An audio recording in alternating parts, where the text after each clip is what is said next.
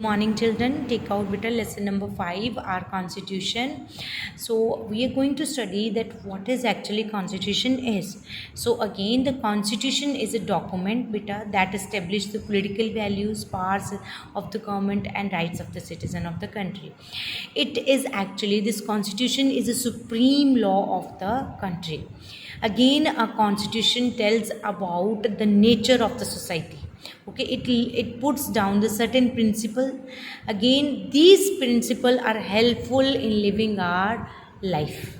Okay, so it also tell us about the position and powers of the government as well as the citizen. It also lays down the rights and duties of the citizen. Now, what was the need for making a constitution? Before independence, we were under the British rule. Okay, so British rule were having their own laws on us. When India become independent in 1947, the leader of independent India, they had to form a government. For making this government, for forming a government, a constituent assembly was set up. The member of Constituent Assembly again were elected by the people of India only. On August 1947, the Constituent Assembly set up a drafting committee under the chairman of Bhimrao Ambedkar to prepare a draft of the Constitution of India. The member framed the Constitution for the country, which was enforced on 26 January 1950. If you find, the Constituent Assembly was again drafting committee, they settled down in 29 August in 1947. But again, when we got our institution enforced in 26 January 1950. And what is the nature of Indian Constitution? Again, it is a very longest written constitution in the world. It describes the structure, procedures, powers and duties of the government.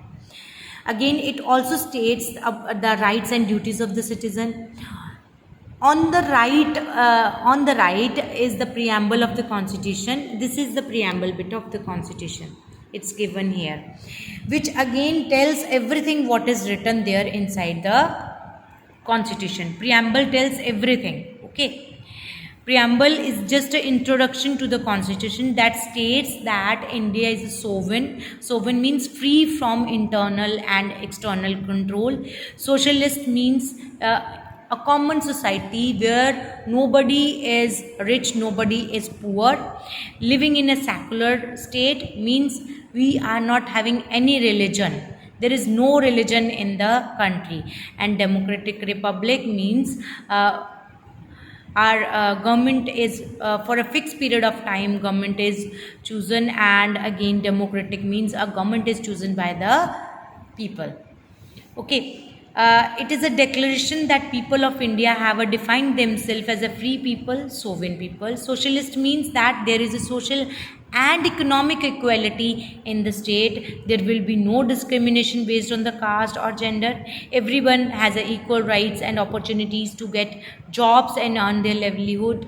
Then is secular means that the citizens of our country are free to follow any religion. The country will not favor any one religion. All religion are given equal importance in the country.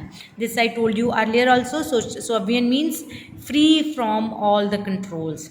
Socialist means nobody is again discriminated on the basis of caste, gender or even on the basis of rich or poor.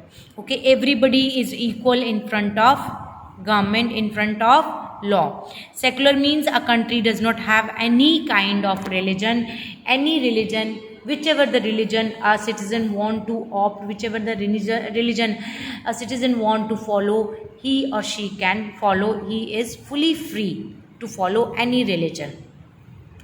Then again, all religion are given equal importance in our country.